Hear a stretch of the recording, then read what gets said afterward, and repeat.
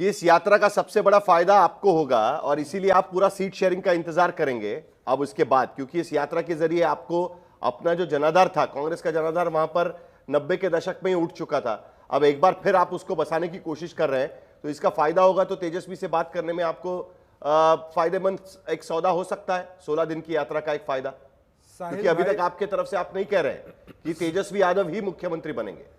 साहिल भाई, इससे सबसे ज्यादा फायदा, इस यात्रा से फायदा बिहार की जनता को होगा, बिहार के युवाओं को होगा, जिनको हम रोजगार देने की बात करते हैं। बिहार में स्वास्थ्य समस्याओं को दूर करने के लिए कांग्रेस पार्टी और तेजस्वी यादव की पार्टी ने जो कदम उठाया, उन लोगों को होगा। तो कांग्रेस और तेजस्वी की बात नहीं है, बात है कि बिहार को क्या मिलेगा इस यात्रा से। बिहार को जंगल राज से मुक्ति मिलेगी। बिहार को जो वादे करते हैं नीतीश कुमार और नरेंद्र मोदी जी, जो वादे करके आते थे 1 लाख करोड़ दूं, बिहार की अस्मिता का तार तार किया, जिन्होंने बिहार के बिहारियों के मान सम्मान को तार तार किया, उसकी लड़ाई थी। और आपने देखा होगा, कल का वीडियो देखिएगा, रात में 11 बजे 12 बजे 10 बजे के आसपास बबुनिया चौक पे देखिएगा, राहुल गांधी जी जब रात में वहां पे खड़े होकर नारे लगा रहे थे, वोट चोर, वोट चोर, तो लोग बोल रहे थे गद्दी छोड़। अब वोट चोर कौन है भाई? देश की जनता समझ चुकी है, बिहार की जनता समझ चुकी है। हम तो नाम भी नहीं लेते हैं कि वोट किसने चोरी किया,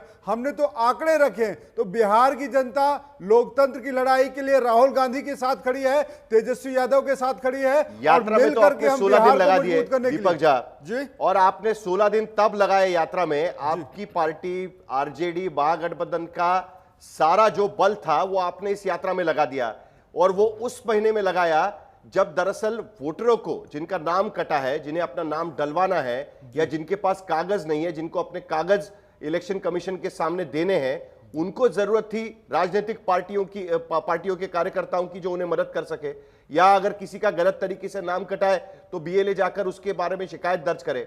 लेकिन वो तो शिकायतें दर्ज नहीं हुई है, तो वोटरों को अधिकार कहां से मिल गया इसमें? देखिए साहिल, आपने भाषण किए, बाकी सब किया, प्रधानमंत्री पद का उम्मीदवार भी आपको डिक्लेयर किया गया, लेकिन वोटरों को जो अधिकार चाहिए उसके लिए आपकी तरफ से क्या किया गया इन 16? मैं बता रहा हूं। देखिए, आपने बोला सारी ताकत सारी तक शक्ति लगा दिया। मैं कहता हूं अभी तो ये अंगड़ाई है, आगे और लड़ाई है। तो वो लड़ाई के लिए, कार्यकर्ताओं को साहस देने के लिए, एकजुट करने के लिए हमारे जो कार्यकर्ता हैं वो बूथ बूथ पे जा रहे हैं और नामांकित कर रहे हैं। अब तो नाम डाल दिया है कोर्ट की मार की वजह से। और आधार कार्ड भी एक जीत है कि आधार कार्ड को जिस चुनाव आयोग ने मना कर दिया था, उस चुनाव आयोग को आधार कार्ड से मानना पड़ेगा। यही तो हम चाह रहे थे। यही जो आपने 65 लाख लोगों के नाम काट दिए, उसमें अब आप नाम जोड़ेंगे और अभी आप देखेंगे 10 से 15 दिनों में। जानने की कोशिश कर रहा था जी, मैं दरअसल ये जानने की कोशिश कर रहा था, दोबारा मैं आपके पास आऊंगा क्योंकि प्रेम शुक्ला जी से मुझे इस बात का जवाब लेना है, लेकिन पूर्व चंपारण, पश्चिम चंपारण, मधुबनी, किशनगंज, पूर्णिया, कटिहार, अररिया और सुपौल के 3.5 लाख वोटर्स को, जिनके नाम दर्ज थे ड्राफ्ट में, उनको चुनाव आयोग से नोटिस मिल चुका है, और क्योंकि उनके पास कागज ठीक नहीं है, ये कहा गया है 3.5 लाख नाम और कट सकते हैं, इसीलिए यह सवाल पूछा गया था। तो प्रेम शुक्ला जी, अब आप उसको घुसपैठियों की यात्रा करार दे रहे हैं, किस वजह से घुसपैठियों की यात्रा बनेगी है? ये घुसपैठिया बचाओ यात्रा है क्योंकि एसआईआर के माध्यम से जिस तरह से मृतकों के नाम कट रहे थे, घुसपैठियों के नाम कट रहे थे, जो बारंबार सूचियों में जिनके नाम दर्ज है ऐसे लोगों के नाम कट रहे थे, तो पीड़ा हुई। और उस पीड़ा किसको हुई? पीड़ा उनको हुई जो किसी जमाने में जिनके पूर्वज बूथ लूटते थे और जिनको आजकल बूथ लूटने का मौका नहीं मिलता है, वो बहुत पीड़ित हुए। उन्होंने यात्रा निकाली। उस यात्रा में कुल मिला के एक ही जो है सुर्खियों में आने का रहा नरेंद्र मोदी जी की स्वर्गीय माता को गाली देने के अलावा इस यात्रा में कोई उपलब्धि अगर कांग्रेस ने हासिल की तो सिर्फ एक ही, चूंकि कांग्रेस जो है आदरणीय नरेंद्र मोदी जी को गालियां देती रही लगातार, 150 से अधिक गालियां दे चुकी है। अब उनकी स्वर्गीय माता जी को भी गाली दे रही है। अब उनको लग गया हम चुनाव तो जीतने वाले हैं नहीं, अब इनकी स्वर्गीय माता जी को गाली दे दो और परिजनों को गाली दे दो। और ये गालीबाजी के अलावा इस यात्रा में इनकी उपलब्धि के नाम पर शून्य है, जो लगातार चुनाव हारने की का जो है कीर्तिमान स्थापित कर चुके हैं। ऐसे श्रीमान राहुल गांधी ने तेजस्वी यादव को भी चुनाव हारने के कीर्तिमान में अपने साथ जोड़ने का काम किया है। इसके अतिरिक्त और कोई काम बिहार की इस यात्रा में नहीं हुआ है। अरे भाई, आप नीतीश कुमार जैसे पिछड़ों के नेता को अखिलेश आज कह रहे थे अवध में हराया मगध में भी हराएंगे। अपमान करेंगे आप। अखिलेश कह रहे थे अवध में हराया मगध में भी हराएंगे। आप रिस्पांस तो देखिए, 16 दिन से वो यात्रा कवर हो रही है, रिस्पांस तो मिल ही रहा है ना प्रेम शुक्ला जी। नेता को नहीं, वही तो कह रहा हूं, पिछड़ों के नेता नीतीश कुमार को गर राहुल गांधी जो स्वयं को जो है दत्तात्रेय साहिल जी जो समय दे दीजिएगा, इन्होंने अनर्गल आरोप लगाए हैं प्रधानमंत्री को लेकर गाली देने के लिए। एक पिछड़ा नीतीश कुमार, उनको गाली दी जा रही है। एक पिछड़ा नरेंद्र मोदी, उनकी मां को गाली दी जा रही है। आप बिहार में पिछड़ों को गाली देने का आपने जो है अभियान चला रखा है, और इस अभियान को बिहार की जनता स्वीकार करेगी क्या? आप जो है एक पिछड़े को वोट चोर कहेंगे, दूसरे पिछड़े को जो प्रधानमंत्री पद पर जो है चाय बेचने वाला व्यक्ति प्रधानमंत्री पद पर अपने परिश्रम से पहुंच गया, उसको जो है उसकी मां को आप गालियां देंगे।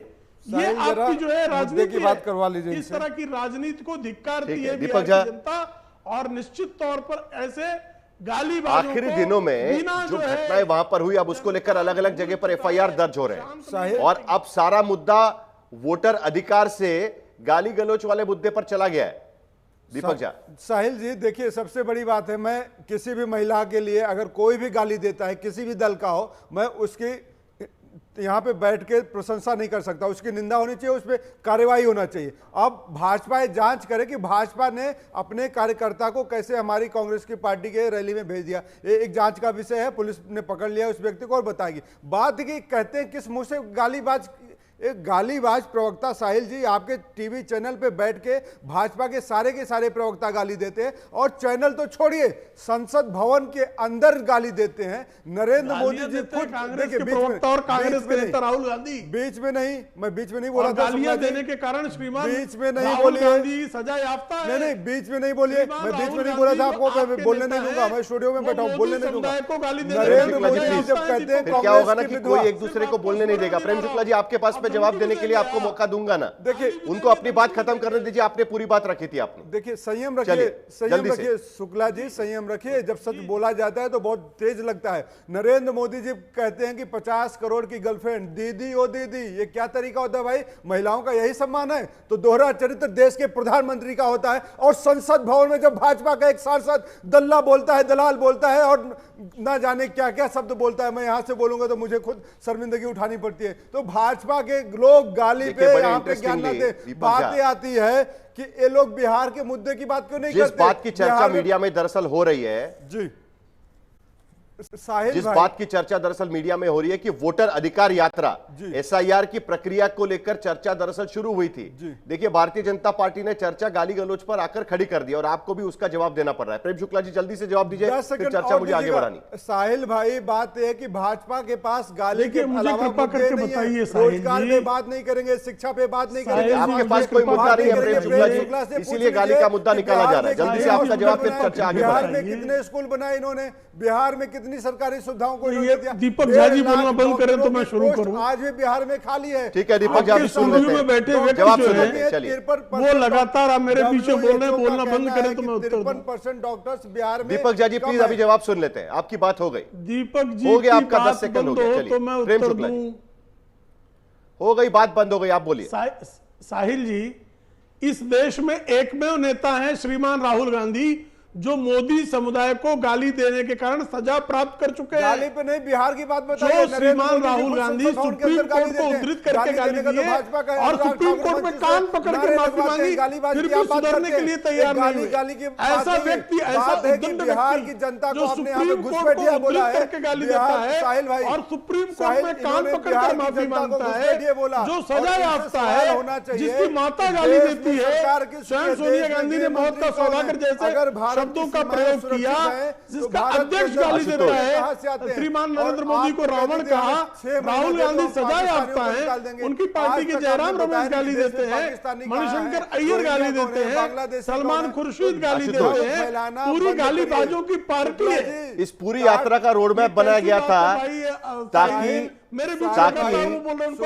एनडीए की जो पार्टियां हैं उन पर दबाव बनाया जा सके। एक मिनट आशुतोष पूरी यात्रा का जो रोड मैप बनाया गया था वो इस तरीके से बनाया गया था। झूठ झूठ बड़ी पोल खुल चुका है, स्मार्ट सिटी पॉलिटिकल तरीके से इस पूरे इसका यात्रा का रोड मैप बनाया गया था। बीजेपी से जेडीयू, चिराग पासवान, जीतन राम मांझी, उनके गढ़ में ये यात्रा गुजर रही थी।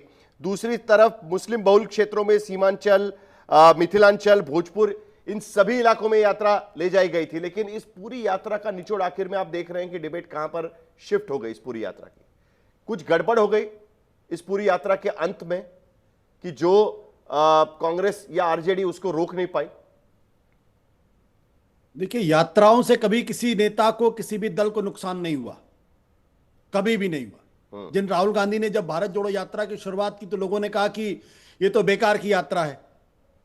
उससे राहुल गांधी की छवि को भी सुधार हुआ, कांग्रेस पार्टी को भी फायदा हुआ, लोकसभा के चुनाव में सीटों की संख्या में बढ़ोतरी भी हुई और भारतीय जनता पार्टी की सीटें भी घटी। तो जब कोई भी नेता होता, चाहे भारतीय जनता पार्टी का नेता हो, चाहे कांग्रेस का नेता हो, चाहे समाजवादी या आरजेडी का, वो अगर जनता के बीच में जाएगा, लोगों से मिलेगा, उनके बीच में उठेगा बैठेगा, उनके मुद्दों को उठा के बात करेगा, उसको फायदा होगा। अब ये फायदा वोट में कितना कन्वर्ट होगा, ये तो रिजल्ट आएंगे तभी पता चल पाएगा। लेकिन कोई ये कहे कि इस यात्रा से कोई फायदा नहीं होगा तो ये गलतफहमी का शिकार है। फायदा निश्चित तौर पर होगा। जहां तक गाली गलौज की बात है, साहिल, मैं क्या बोलूं इसमें, मैं अगर अभी ज्यादा नहीं बोलना चाहिए, लेकिन इस देश का दुर्भाग्य है कि ऐसे ऐसे लोग आजकल नेता बन गए हैं जो टीवी चैनल पर आकर मां बहन की गालियां देते हैं। ये दुर्भाग्य है इस देश का। मैंने तो अटल बिहारी वाजपेयी का उस समय देखा था जब प्रमोद महाजन ने एक टिप्पणी की थी चीन को लेके, उल्टा चोर कोतवाल को डांटे, और अटल बिहारी वाजपेयी ने बाकायदा प्रमोद महाजन को बुला के उनको डांटा और कहा कि दोबारा इस तरीके की भाषा का इस्तेमाल नहीं करना। आज उस तरीके की लीडरशिप नहीं है, और ये किसी एक पार्टी की बात नहीं, सारी पार्टी में वही हालत है। अगर रमेश बिधूड़ी के खिलाफ कार्रवाई हो गई होती तो क्या किसी की हिम्मत पड़ती? नहीं पड़ती। और हम लोग एक दूसरे के वैचारिक स्तर पर विरोधी है, मतभेद है, हो सकते हैं आपस में, दुश्मनी थोड़ी है कि आप फेलो पैनलिस्ट को आप मां की गालियां देंगे। मतलब इससे ज्यादा दुर्भाग्यपूर्ण स्थिति क्या हो सकती है? तो ये जो स्थितियां हैं, अगर किसी को लगता है कि इस तरीके से गाली दे के चुनाव जीता जा सकता है, चुनाव के माहौल को बदला जा सकता है, तो फिर चुनाव का बड़ा सिंप्लीफिकेशन हो गया। फिर तो आप 10 गाली दिलवा दीजिए कहीं किसी कोने से खड़े होके और चुनाव बदल जाएगा। ऐसे होता नहीं है और ऐसे होता भी नहीं। अगर 2014 में प्रधानमंत्री नरेंद्र मोदी जी के पक्ष में हवा बनी तो इसलिए नहीं बनी कि मणिशंकर अय्यर जी ने उनके बारे में टिप्पणी की थी, बल्कि इसलिए बनी थी क्योंकि कांग्रेस पार्टी के खिलाफ भ्रष्टाचार के गंभीरतम आरोप थे और उन आरोपों का जवाब कांग्रेस पार्टी के पास नहीं था। लोगों ने नरेंद्र मोदी के सामने एक उम्मीद देखी कि जब ये देश के प्रधानमंत्री बनेंगे तो देश की स्थिति बदलेगी। अब आप उसको सिंप्लीफाई कर देने, मणिशंकर अय्यर ने गाली दी, प्रधानमंत्री जी ने उसका मुद्दा बना दिया, भारतीय जनता पार्टी चुनाव जीत गई, तो फिर न भारतीय जनता पार्टी के चुनावी कौशल पर लोगों को भरोसा है, न प्रधानमंत्री के नेतृत्व पे भरोसा है। तो ये सिंप्लीफिकेशन नहीं होना चाहिए। सेंटिमेंट पे तो फर्क पड़ता है ना आशुतोष, कहीं ना कहीं सेंटिमेंट्स पे तो फर्क पड़ता ही है ना। बिल्कुल, देखिए, अगर किसी नेता को गाली दी बियॉन्ड द जाती है, पॉइंट कोई फर्क नहीं पड़ता साहिल, बियॉन्ड द पॉइंट। बिल्कुल, असली चीज क्या होती है, नेता की क्रेडिबिलिटी कितनी है। 2014 में लोगों की नजर में नरेंद्र मोदी जी की क्रेडिबिलिटी थी। पिछले कुछ सालों में राहुल गांधी ने अपनी क्रेडिबिलिटी को बनाया है। आज वो हिंदुस्तान की राजनीति के नरेंद्र मोदी के समक्ष एक बड़े मजबूत पोल हैं और वो प्रधानमंत्री जी को लगातार चुनौती दे रहे हैं। ये देश हमेशा अंडरडॉग को पसंद करता है। सिर्फ